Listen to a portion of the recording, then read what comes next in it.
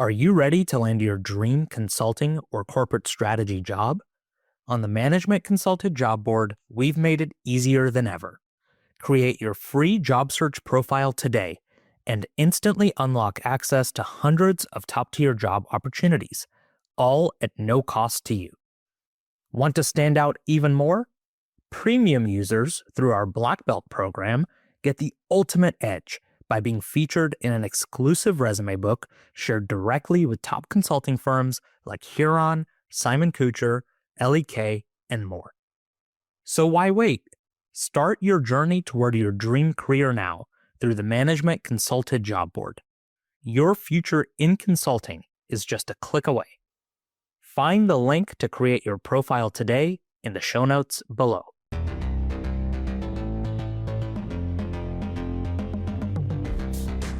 Welcome back to another episode of Strategy Simplified. If you are dreaming of a career in management consulting, then today's episode is for you. In this Offer Secrets panel, you're going to hear from a couple of folks who've recently received offers from top firms, including McKinsey, BCG, OC&C, MasterCard's Corporate Strategy Group, and more. These folks share the secrets behind their journeys, from preparing for case interviews to the importance of the networking process to crafting amazing applications and much more. There's some really good nuggets of gold in here that you can take away and apply to your own journey. So whether you're looking for tools, tips, or just motivation to keep going in the recruiting process, even though it is difficult at many points, then this episode is for you. If you've got questions about consulting, recruiting, or an idea for a future podcast episode, or you want to purchase coaching to help with your case interview prep, please reach out, team@managementconsulted.com, or you can send us a text via the link in the show notes. Let's get into this panel. First of all, I just want to say hi to the panelists. We're excited to have you. So we're going to have you just go through and introduce yourself, and then we'll kind of come back around and I'll ask some more targeted questions. Let's see, Elizabeth, why don't you kick off? Cool. Thank you, Jenny. Hello, everyone. Thank you so much for being here. My name is Elizabeth. I'm coming from Amherst, Massachusetts. I go to the University of Massachusetts Amherst, which is the flagship state school in Massachusetts. I am a senior right now, and I just accepted a full-time offer for the McKinsey business analyst position in Boston next year. I am an operations and information management major in the business school, while also on the pre-med track. I've spent my college experience both working in consulting and internships and in my on-campus consulting group, and then also at the intersection of business and healthcare through a variety of different internships. Awesome. We'll dig in a little bit more to your experience when we get into it. Thanks. Aaron. Yeah. Hi, everyone. My name's Aaron Nguyen, currently a graduate student at Indiana University, getting my master's in accounting and data analytics. Throughout my undergrad and graduate experience, lots of accounting experiences and also M&A experience in terms of internships and also financial advisory as well. And in terms of where I'll be going to MasterCard as an associate consultant for the full-time position in Chicago. Awesome. Thanks. Can't wait to dive into your experience a little bit more. Arabella, how about you? Hi, everyone. So my name's Arabella. I'm actually from London, and I'm a junior at Yale right now studying economics and statistics and data science. I actually came to consulting pretty late, so I'll talk about that later, but I had experience working at a startup, and then last summer I was working in a hedge fund. And yeah, I've accepted my offer to do a summer internship next summer at OC&C in their Boston office. Stunning. Arabella, I saw that there was one question about the international student consulting too, so maybe you can speak to that specifically. We'll talk about that in a little bit. Lulu, how about you? Welcome to the call. Hi, I'm Lulu. I am a junior at Stanford studying computer science. All of my experience prior to getting an offer from McKinsey to be a summer business analyst, which I'll be doing in the New York office this summer, has been in computer science and tech. So I can definitely speak to that as well if people are interested in making that transition. But I'm really excited to work at McKinsey next summer and for the rest of this call. Love it. Japheth, did I miss anybody? Paul. Awesome. Go ahead and dive Paul in, Madsen.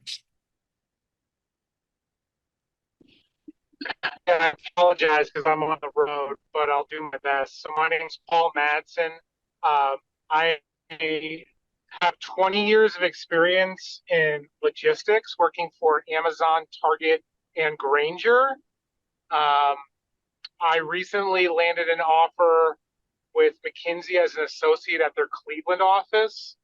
My undergrad is from Marquette University, and I have an MBA from the University of Akron overall. And I made the joke before that I'm a very experienced candidate with my 20 years because I also have 4 kids. So if there's any perspective needed on doing that and how to prepare when you're going through all that, that's hopefully what I can provide. Thank you, Paul. We're glad to have your perspective. Thanks for joining us from the road. We'll have you weigh in on a couple of the calls as we go. So as we're going through the next pieces of the experience, I'd love to just get a little bit of a deeper dive from y'all so that you can kind of explain some of the challenges or maybe surprises as a part of the process. So I'll just ask this question first, and I would like to have everybody go, but you guys can jump in and go in the order that you want to go. So I just want to hear, first of all, about your recruiting process, specifically with this in this last season. So if you're applying for full-time, not just the firm that you went to, but which firms you applied to, what you were thinking about, where you landed offers, and just how many interviews you had. Just kind of give us an overview of the expectations that other folks can have if they're thinking about going through the process. So I'll let you dive in whatever order you choose.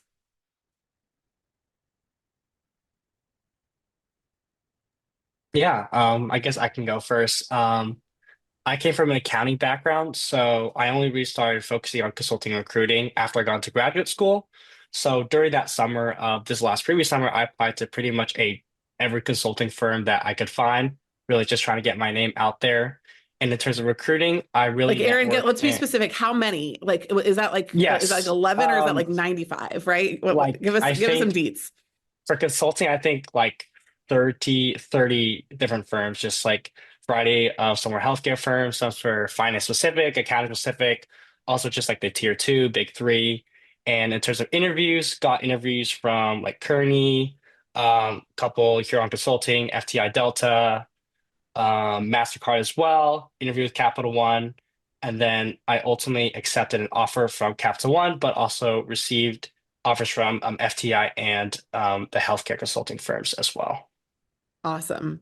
Can you tell us a little bit about what you think helped you be successful in getting those interviews? I think there are probably some people on the call that are like, I would love to get those interviews. And then we'll talk separately about what you think was part of your success for getting the offer. Yeah, one thing I think definitely that gave me leeway was basically just tons of networking. I sent out, I think, like 100 cold emails to just everyone at different firms. And then after getting that first call, we established a relationship, basically asked them for a second call, asked them, I'm really looking to apply. How should I tailor my resume, tailor my cover letter? What tips do you have to really tailor, each resume, each application to that specific firm, depending on what they're looking for? And I think basically without networking, I wouldn't have been able to really get much interviews, since through those networking calls, they gave me, really tips on what to focus on. Some of them ended up with referrals, which also led to interviews, but the ones that didn't get referrals really gave me tips on how to tailor my resume to that specific firm, since they're currently working there, either involved with recruiting or just a current analyst that gave me their tips as well. That's awesome. Anything else that you want to share about the process? I think that's it. Okay, I love it. Awesome. Who wants to go next?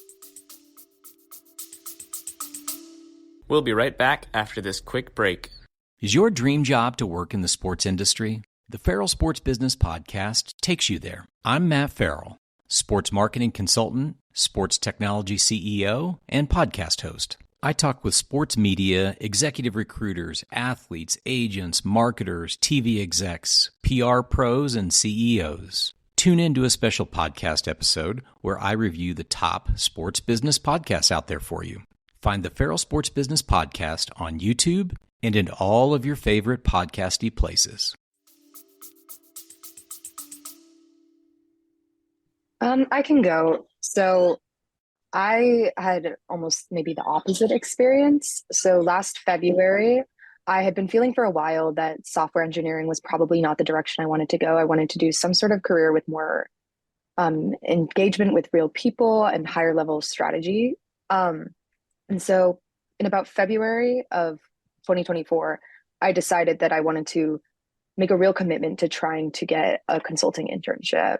And being on a campus, particularly being lucky to be somewhere like Stanford, where they really do want to recruit you, is kind of how my process started, because there are a lot of networking events, like using my school's alumni network, just cold reaching out to people on LinkedIn.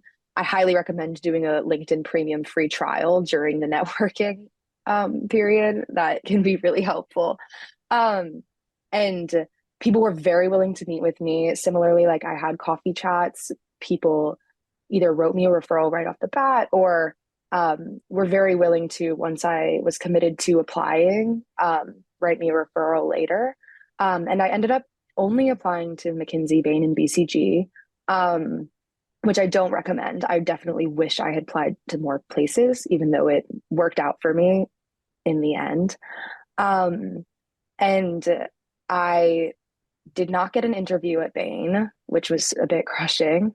I made it to the final round of BCG and then felt like I did not give my best at the case interview, which was my first live case interview. So that was pretty heartbreaking as well. And then McKinsey, which their interview process was like a month or two later. I had kind of some extra time to keep prepping and keep casing. And by the time that came around, I felt super confident and felt like I had crushed it. And then I got the offer and accepted. I love that. So McKinsey was basically your backup, right? That's what you're saying. No, it was luckily just the last one. That's awesome. Lulu, did that have to do with whether you chose to apply in the first or the second wave for the internships as well? Can you just talk a little bit about that? So I chose to apply for like the first wave of Bain and BCG, and McKinsey didn't have one. Theirs was just in September. But the reason I did that is because I felt like I was prepared in June and July, and I felt like I was going to be able to do it. But what I ended up finding out is after that BCG rejection, I had a week where I was pretty down, and then I just kept casing. And very quickly after that, I felt like I had a breakthrough and really improved really rapidly. And so I guess I don't even know what my advice is for that, because I did think I was ready. Just that mostly if you keep trying and keep chugging away at it, you might become actually better than you even thought you could, which is a little bit cheesy, but ended up being true for me. I love that. That's great. Just one other thing in terms of getting the opportunities, what kind of experience did you have on your resume? I think it's helpful sometimes for people to know, tangibly, what was your story? Why were people excited to refer you in or help you in the process? Yeah, I mean, it was an interesting process for me with the resume because I had previously been making like software engineering resumes, which need to highlight very different things. And so I did use the management consultant like resume service, but the main takeaway I think from that was highlighting more like leadership roles, more like strategy work in like the tech jobs that I had had. The two internships I had had prior were more like software engineering research roles. So they weren't in any way directly related to consulting, but I was able to pick out experiences that I had had in them, such as like presenting at the end to company leadership, that I felt more established my skills as a consultant. I also had recently joined a consulting club at my school, not like the biggest, most well-known one, a smaller one on campus. And so I had that on there as well, which I think can be helpful. But I also think that even if you have no consulting experience, just picking out things that you want to put on your resume that more correlate with consulting skills is something that you should be able to do with virtually any role. Yeah, I can agree with that wholeheartedly. Okay, love that. Thanks, Lulu. We'll come back to you in a bit. Paul, I know that you pulled off the road, so I want to jump in for you now. Tell us about your wild process. I know there's a number of experienced hires on this call that are kind of like, is the window too late? Right? Has the moment passed? Tell us tell us what you discovered in your process, and who you applied to. You mentioned that you had an MBA, but I don't think you were applying directly from the MBA, right? No, I got my MBA during the pandemic. So I have about 4 years post MBA, and I have 20 years experience. So I was interested. I was actually laid off this spring, and I was really in, what else do I have to lose? So I started exploring this. This is kind of what I always wanted, the type of job I always wanted. I always tell people I wanted to parachute in, solve problems, and leave in some ways, and that was always my ideal job. And that's kind of what I was looking for. So I looked at the Big Four, and I looked at BCG, Bain, and McKinsey. The Big Four were wanted mostly folks with accounting background. I'm very heavy operations, so that was a little bit harder to find. But I did talk to quite a few people. And then I was kind of limited geographically because I'm in the Cleveland area. I didn't want to move, but I didn't have to. So I kind of was looking at Pittsburgh and Cleveland. So that kind of eliminated Bain a little bit. I know Jenny, like you're a former Bain person, so to disappointment and everything else like that. But what it ended up being I cried myself to sleep, Paul, but it's okay. I think I'll get over it. I know. It's just like the Bain not available, but yeah, I'm sure to cry. We'll get you eventually, Paul. Don't you worry. Yeah. But I think the biggest thing is that I ended up applying to both BCG and McKinsey. BCG didn't even give me an interview. But McKinsey was always my goal because they were in Cleveland, and based on the culture, they were kind of exactly what I was looking for. And I networked a lot. So I probably talked to 10 to 15 people a week in different areas of business. And I especially focused on my alumni networks. I'm lucky that I went to prep school, and we actually had 9 graduates who are currently working for MBB firms, and they're very open to talking to us because there's a lot less of us. So it's a little less daunting than going to someone from like a giant college. So that was very useful for me. But I did talk to folks from my undergrad program and even looked at my MBA program. So that was my recommendation. I second the piece about LinkedIn recruiting, LinkedIn Premium. Use that; it's really helpful. And then I just went in and talked to them and asked them what their experience was like. I wasn't about asking them for anything. I just wanted to know what it was like, how I would prepare for it, and if they thought I could talk to anybody else. And I actually was able to parlay that into talking to 4 different people at my target office, and kind of one thing led to another, and I was able to do it. And I really focused on prepping my stories because I'm an experienced hire, and that's where I got the most benefit out of management consulted, because my pacing wasn't perfect in the interview process, but I do think I knocked the fit and PEI questions out of the park. So from an experienced hire standpoint, that's where I would focus a lot of my energy. I love that, Paul. Thanks. Okay, so I'm hearing a networking theme from everybody so far, so this is a good sign. Just as a quick note, the first thing that I did when I bought Management Consulted in 2012 was I rolled out this huge paid program about networking, and like 3 people bought it. So what I'm hearing is that it's incredibly important, but I think that a lot of people don't understand the value of it until you get to where y'all are. So I want you to listen, because I do think that you guys are going to find a very common theme as we keep going. So Arabella, what about you? Yeah, so I think that my story is maybe a little bit different than other people's. So Great. Game on. I actually didn't know what consulting was and didn't even know what a case was until maybe like June or the end of June this year, which is, I think, pretty late. I was working at a hedge fund this summer, and I'm studying economics. It's just Yale. It's just Yale. Yale, like you guys are just in a different world. It's a different scene. I kind of thought maybe I would do like finance. I don't know. I didn't really know what I wanted to do. And then I heard about consulting, and I know there's like a question about misconceptions. And my first thought was, I'm not in any consulting club. I don't have any like direct consulting experience. There's no way I'm getting any kind of job offer. This is ridiculous to even try, which is obviously not true. So I wrote down my list here. I applied to like maybe 13 to 15 companies. I didn't do MBB like McKinsey, Bain, BCG just because I was kind of late. So maybe I'll try for full time, but that like just the timeline wasn't going to work. And I applied to most of these firms like the end of August or in September, which people might think is late. So I ended up getting interviews at FTI Analysis Group, Charles River, OC&C, Cornerstone, Bates White, Altman Solon. Oh, and I should say I also did economic consulting as well as management consulting, just because I have like economics background. And then I withdrew.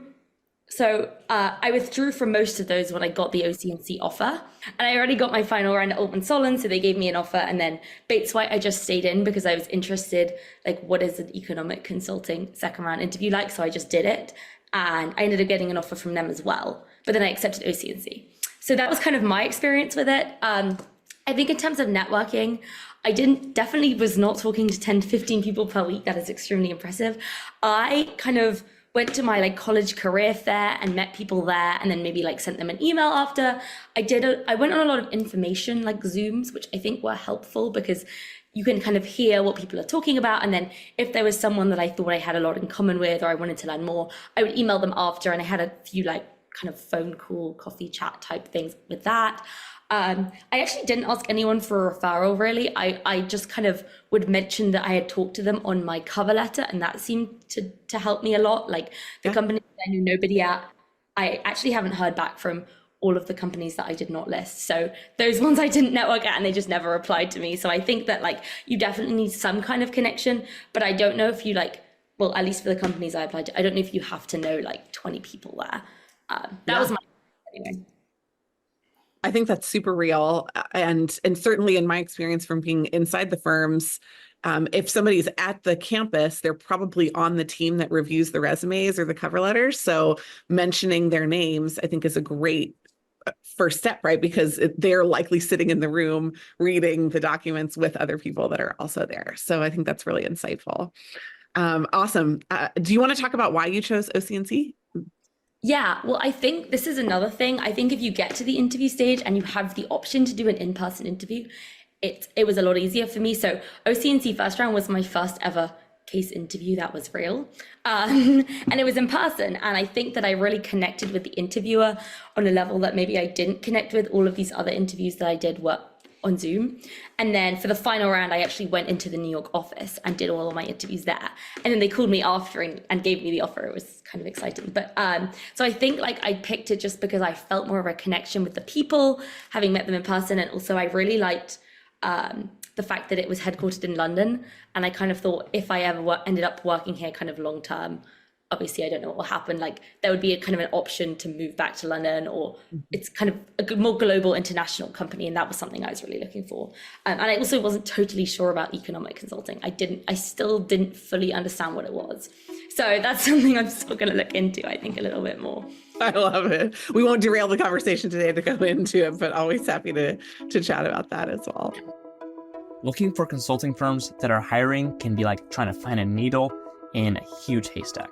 That's why we're excited to tell you about Palmtree, a leading M&A advisory and consulting firm that is looking for top talent across its U.S. offices in Los Angeles, Chicago, Detroit, and Dallas. Palmtree is a firm that sits at the intersection of strategy, finance, and analytics. The firm looks like a traditional consulting firm from the outside, but it's much more than that, functioning as a one-stop shop to support private equity clients. Palmtree is the single source for financial consulting and investment banking. If you're looking to develop a unique skill set, receive world-class training, and work for a dynamic firm, apply to Palmtree today. Visit the careers page at palmtreellc.com or click on the link in this episode's show notes. Elizabeth, let's go over to you. Tell us your story. What did the process look like for you? I would love to. So I come from the University of Massachusetts. We are not a target school for many consulting firms. So I had a little bit of a different experience, I think, than the other applicants here as well. I came into college as pre-med, thinking that I wanted to maybe go to medical school. And so when I heard about consulting, it was during my sophomore year. I had never really heard of high business or even a lot of the finance roles or consulting. However, I felt like it was the kind of doctor problem solving of the business world, and that really spoke to me. I loved the teamwork. I loved the problem solving aspect. I loved the exposure. But I knew that if I wanted to place into a top firm out of college, I was going to have to take the next few years and really build myself as a candidate that would be able to stand out in the applicant pool, especially since very few alumni from my school had placed into consulting in general, let alone MBB. So from there, I spent my sophomore and junior year really building my experience and my resume. So after my freshman year, I interned at a healthcare system as an internal consultant. After my sophomore year, I worked at a biotech company that is owned by Roche, Foundation Medicine. During my sophomore year as well, I worked at Planned Parenthood as a student professional, getting some added experience there. During my junior year, I studied abroad in Australia and I worked at a medical device company doing global commercialization. And then after my junior year, I worked at Charles River Associates as a life science consulting intern. Throughout college as well, I was really involved with my on-campus consulting group. So I moved through the analyst, project manager, and then leadership roles, and really took that experience for what it was worth and gave a ton so I could get back as much as I possibly could. And then any other leadership opportunities. So in other clubs, in Greek life, doing a lot of community service, fundraising. I ran the Boston Marathon twice, which built a lot of awesome experience for me as well and stories to talk about. And so after my summer at CRA, I really knew that consulting was where I wanted to go. And I would be so happy to return to Charles River. And I had also built, since I knew that I wanted to recruit from consulting since my sophomore year, connections at McKinsey and other firms that had been kind of, I had been building over years. That can be the same for my casing skills I had been working on for years, behavioral, et cetera. And I had a really clear vision of why consulting and kind of an applicant profile that backed that up. And so, I applied to McKinsey mostly because I had every conversation that I had at the firm, just left me feeling more excited than when I went into it. And I really felt that that was the firm for me. Networking was huge. I had referrals from top partners, specifically in life sciences, that I had really connected with over our work and our background. And so the recruiting and interview process there, I got invite to interview and then moved through meeting as many people as I could in the process as well.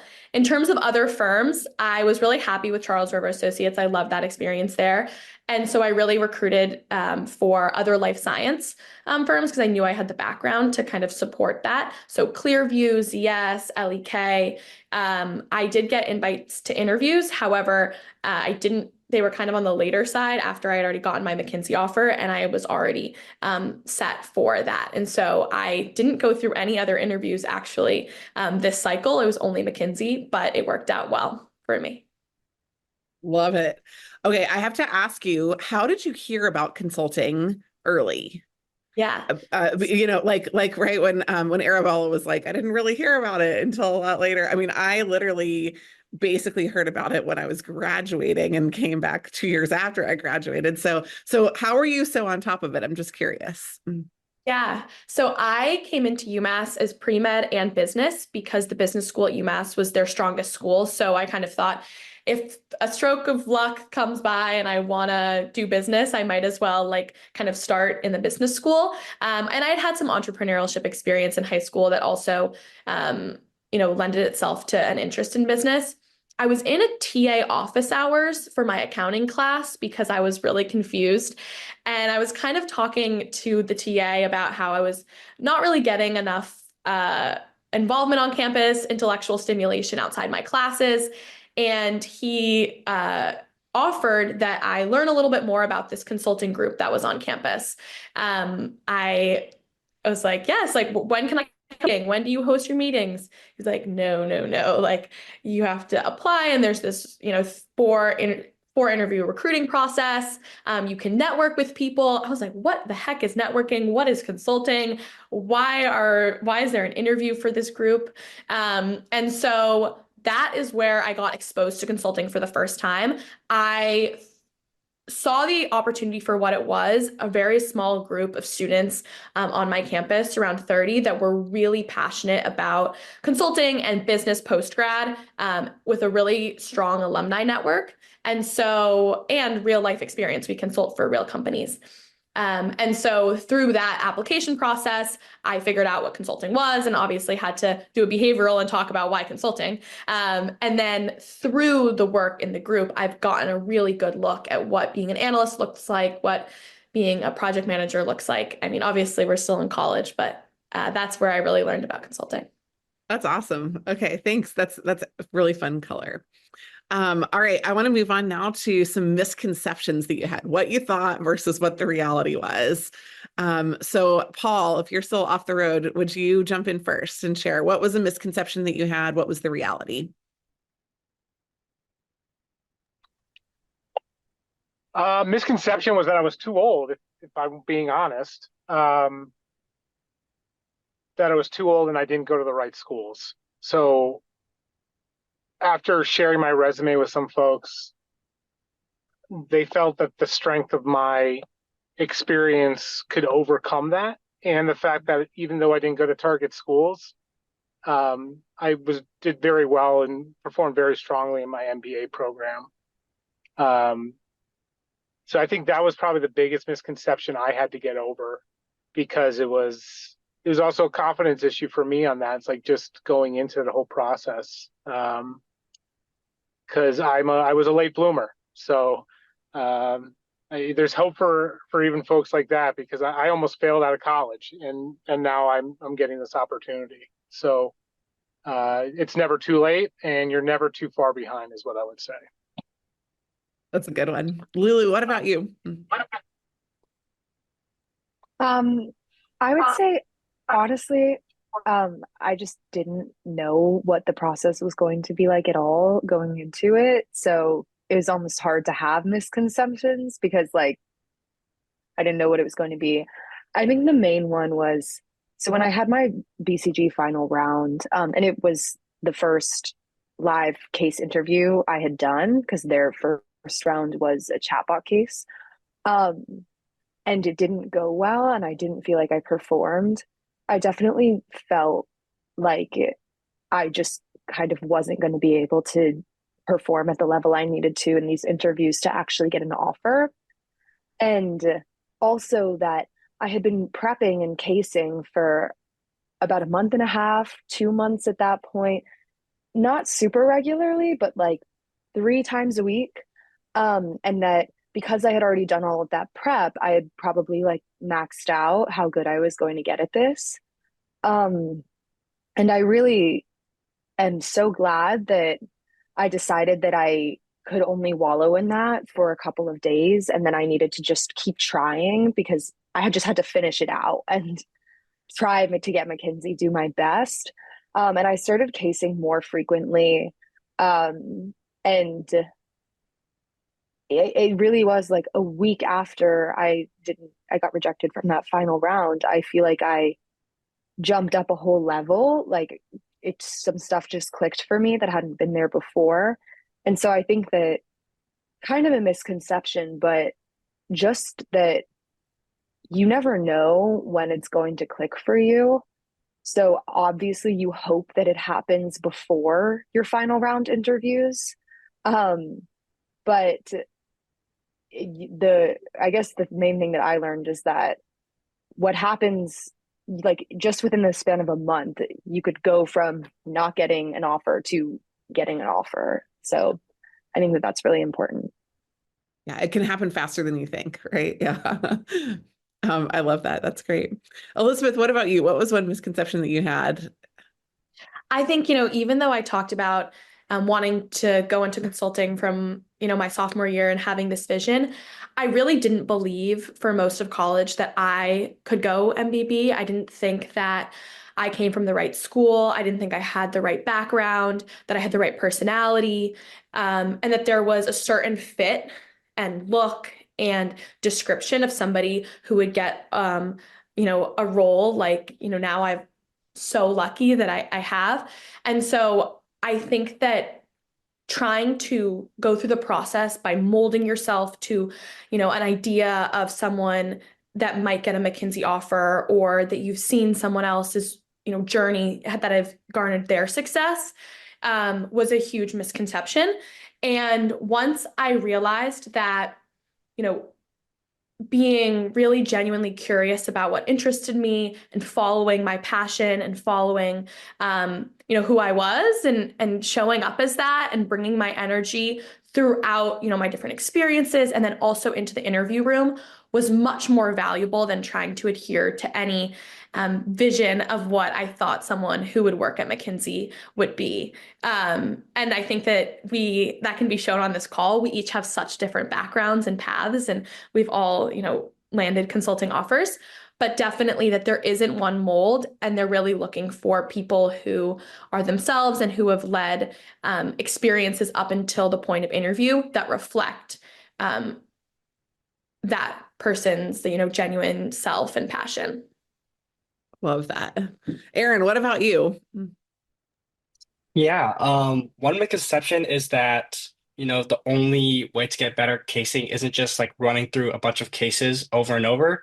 That's definitely how I started at the start of summer, just running cases back to back. And I didn't really see any improvement until I started to do some really separate research and saw that you can kind of break down into key areas of improvement, whether it was, mental math or brainstorming or, math structure questions. So I really took a break from doing actual cases and spent, I think, about a month just doing, mental math by itself, brainstorming by itself, creative questions by itself. And after getting each of those pieces to a level where I was comfortable, doing those drills on management consultant and doing them over and over so I could get a feel for them, and then bringing that back to a real case is kind of when I had like a breakthrough moment and realized that, oh, if you do these different pieces and bring it together, then that's kind of when you can kind of take your case into that next level and like really be, a stellar candidate compared to, others. I think that's so insightful. Yeah, I've seen a lot of people that do the repetitive motion and they just become consistently bad, right? That's definitely not me the at goal. first. Yeah. Yeah. That's not what we're trying for. But like if you don't know another way, then you're right. It's super hard. So I love that. That's really great insight. Arabella, what about you? What was the misconception that you had? Oh, I have a few. I was trying to think which one I would pick. I mean, in terms of the repetitive cases, I actually found that I went back and did old cases and restructured them and thought of like more creative ways I could have done them rather than just keep doing more, especially when it got closer to the interview. That was one thing.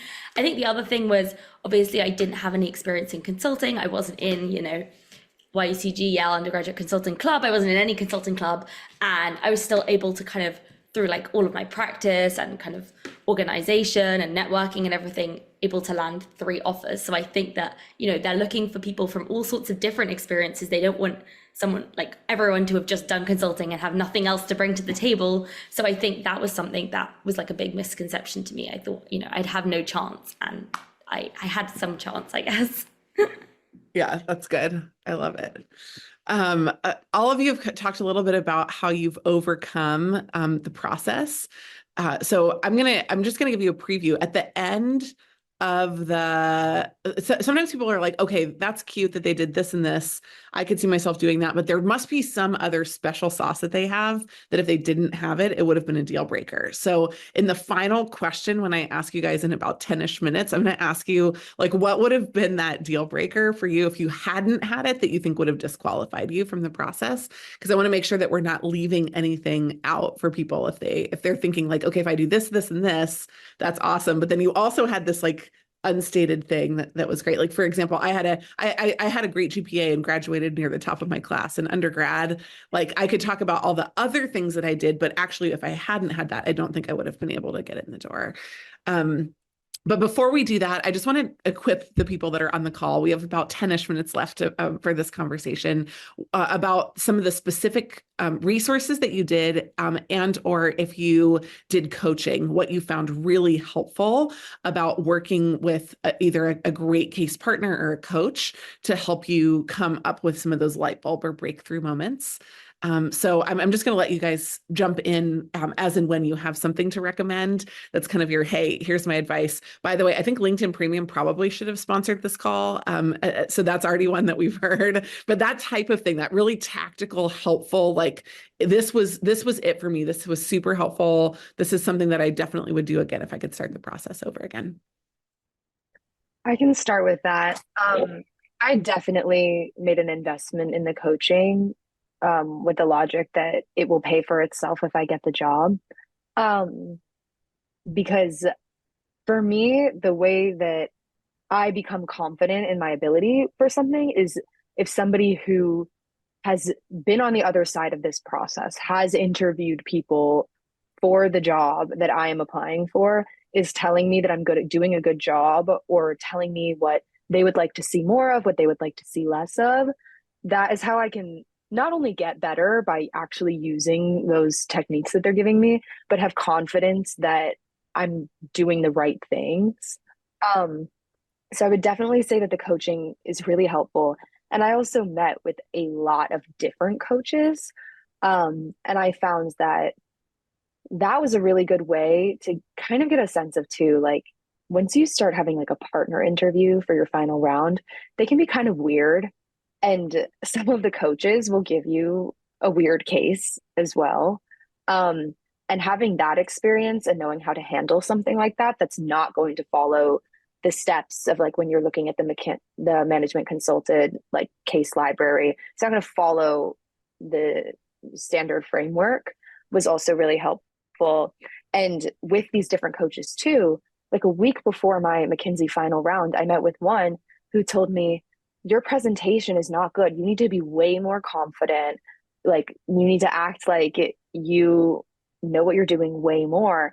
And it threw me off. But hearing that and having only one of these coaches ever had told me that, but it gave me like something to focus on in my interviews that I think actually made a huge difference in the end. So I took a lot of advantage of the coaches. I would very much recommend that. I promise they didn't tell me to say that. No, no, not at all.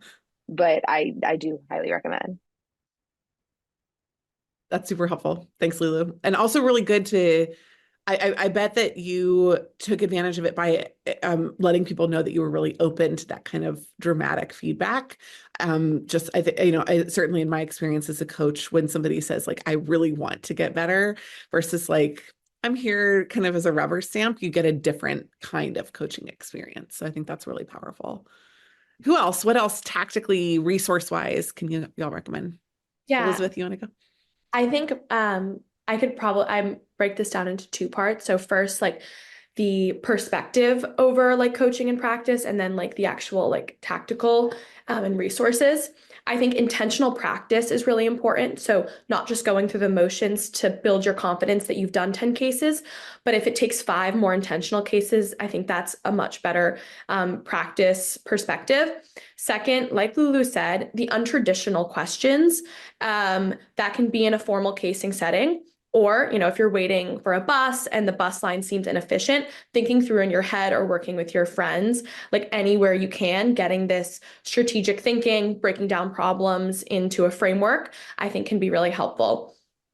The last two pieces in terms of perspective are, I think it's more helpful to learn about what the casing process is trying to demonstrate and about the actual, like, the context of the case interview, and then practice the technicalities around that, because I think it's similar. It felt similar to me as the SAT. Like you can really get down some of the questions and some of the parts, but you kind of have to have perspective on what the case interview is trying to test before you get caught up in the weeds of when you say this, when you ask that question, how you move through an exhibit, et cetera. And then the last is after every case, you get feedback. Codify it in a notebook, write it down, keep track of it. And then before you go into every case, review the feedback that you've gotten, internalize it, and think of like the three main things that you're going to work on. Vocalize that to your partner. That was really helpful for me so that you knew they were going to be watching for that. And so you weren't just making those same mistakes. In terms of resources, I started with crafting cases. That kind of taught me about what the casing environment was like trying to teach. And then I moved into partner cases, rocket blocks with drills, listening to strategy simplified case run-throughs like pretty much all the time, and working with as many people as I possibly could. When I got the candidate list for McKinsey, I emailed every single person who was interested in casing so that I could get the most breadth and also reps in, as well as all the casing I'd done in the past. Hopefully that was helpful. Those are great. Super tactical. Thank you. Yeah. Paul, what about you? So I'm a big believer that if you can teach people to do stuff, then you're kind of developing that mastery. So I noticed that the more I went through cases, even if I didn't get to do a case myself, if I was listening and teaching what I knew, then I would be in a much better position to understand what good looks like. And it also would reaffirm like the good behaviors that I need to show in those procedures. So that's one. And the other one is take advantage of any downtime you have. I'm very busy, but I also have a 80-mile each way commute. And I definitely took advantage of anything I could find that would let me utilize that time to prepare. So whether it be doing something which I think is super awkward, which is actually talking through my stories out loud to myself, or even putting a plug, even listening to the Strategy Consulted podcast to listen to cases. I did a lot of that with every opportunity I could, because when you're working full time and you have kids, it can be really difficult to find that time. So you have to take advantage of all that time. But listening to good and bad cases, I think, can just help you get better overall. So those are a couple of tactical things that I definitely took advantage of. Those are awesome. Thanks, Paul. Erin, Arabella, anything y'all want to add? Yeah, I can go. I think one thing that I found really helpful is I had this big Excel spreadsheet, and then I had like the title of every like bucket that I'd ever used in a case. So if it's like company, customers, but also some of the niche ones. And then I would add all of the subheadings that I found through all of the cases I did. And then I found that was really great, because if I was doing a case and I was stuck, I could kind of look for inspiration on what I'd already done. And you can also look and find the pattern and see what kind of links all of these together and how can I kind of think of more subheadings. So I think that was great, especially if you want to, use a framework that's not a traditional framework, but kind of a mix and match framework, which is often what like the real cases in real life are. Then they don't often fit like the frameworks that we learn. And I think the other thing that I found really useful is, so I got feedback after my first round OC&C interview, which was, I kind of had all the right answers and I had done everything correctly, but I needed to like kind of slow down and be more confident with how I presented it. And so when I talked to my coach about this, who was great, she said, yeah, I found that as well. And so what we did is we started recording myself, and I would see how many words per minute I was speaking. And also when I listened back to myself, I would say, yeah, that was actually a little bit difficult to understand. I can see why they're saying, you need to slow down, you need to be more confident, more intentional with what you say. And actually you'll probably say less information that you don't actually believe, because you have more time to think. So every word you say, is true, and you're less likely to actually just mess up. And I really found that, and it was kind of right before my final round interview, and I was a little bit stressed, but I did do that for a few days, and I think it completely transformed how I viewed cases. So I think if anyone is struggling with how to structure or present their cases, and the way they speak, there's a few apps actually that you can record yourself and see how many words you're speaking per minute. I think that's really helpful. Yeah, I guess just to finish off, one thing that definitely helped me was doing a lot of weird cases. Also, like Lulu, I invested a lot in coaching throughout the summer. And I think the only thing that, helped me improve after, doing a bunch of those drills, as I mentioned, and really improving specific parts of the case.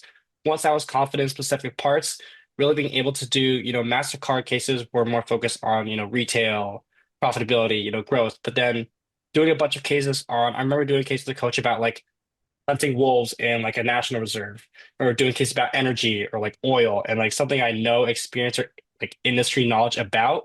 Being able to be successful doing cases that you have no experience in, and be able to, they creatively do math for those, ask the right questions, and then that just makes you really strong when you come back to those, more standard cases of profitability growth that I felt really confident in, since I've done so many weird cases that I had no knowledge about previously. Wow. Y'all, these are fantastic insights. Thank you so much for sharing. I want to close the session now with the question that I promised earlier, which is kind of one of two things, right? So if you have kind of that deal breaker thing that you're like, look, this is something I haven't said, but I'd really like focus on this. This is important. This was kind of an unstated piece of my background that I really think would have been a deal breaker if I didn't have it. And then also any final words of advice that you have for people when they're going through the process. Aaron, you've been patient and kind and you've waited, so I'm going to let you go first for this one. I'd love for you to dive in if you're game.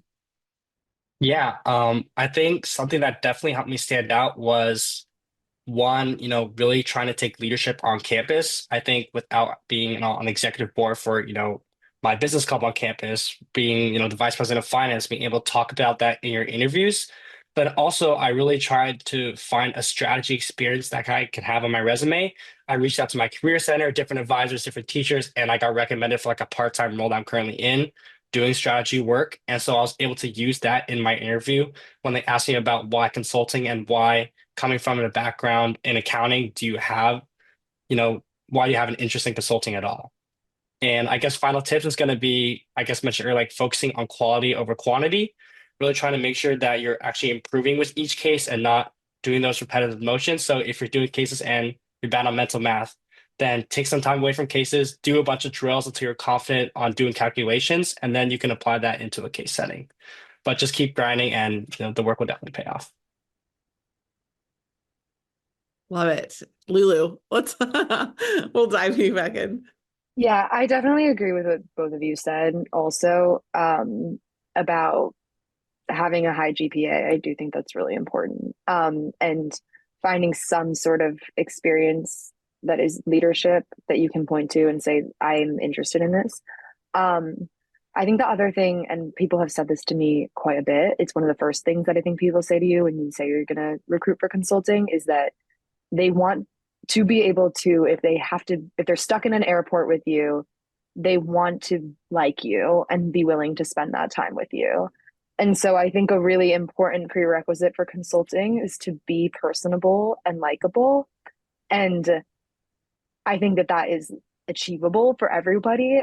But I think if you have any sort of persona that you broadcast, when maybe if you're like trying to be impressive, or in previous professional experiences that is less friendly and warm, I would strip that off and just try to be yourself and be vulnerable and be somebody that they can see as a full person and not just a robot, because that is a huge part of who they're going to choose to hire.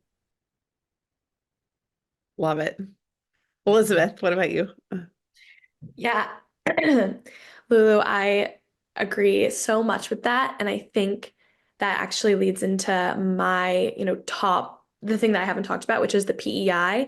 I know we've been talking a lot about case and we've talking about building that experience, but I think a focus on making sure you can convey all of your experience and your personality and what drives you, what inspires you, how you reflect on your experiences that you've had through an effective PEI interview is probably, I think, my secret sauce. I know that Paul said earlier that that was one of his strengths in his interview. My cases weren't perfect. I made math mistakes in I think every single one of my cases throughout the entire interview. And that's okay. They're not expecting you to be perfect. However, and my cases were still, strong, met the bar. But I think that having a strong PEI interview and really tailored, impactful stories was crucial for me. One way that I went about doing this was practicing with my family.